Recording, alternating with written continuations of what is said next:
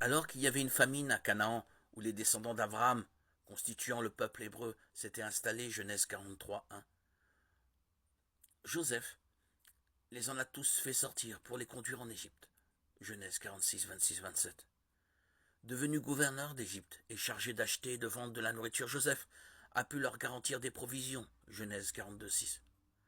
Pourquoi Joseph était-il en Égypte? Les frères de Joseph l'avaient vendu comme esclave une vingtaine d'années auparavant et maintenant ils dépendaient de lui pour leur subsistance, Genèse 37, 28. Cette ironie du sort n'est qu'un aperçu de ce qui s'est passé dans la vie de Joseph. Et le mouvement paradoxal de Dieu est évident dans son existence.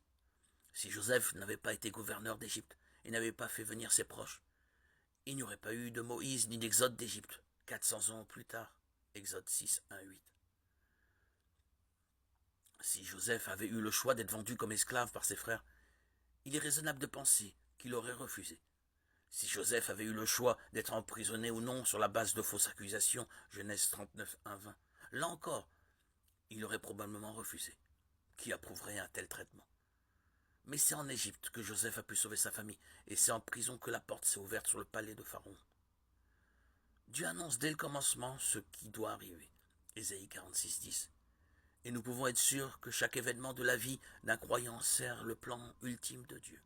Ésaïe 14, 24, Romains 8, 28.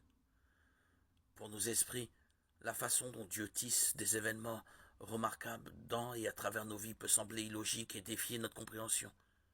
Cependant, nous marchons par la foi et non par la vue. 2 Corinthiens 5, 7.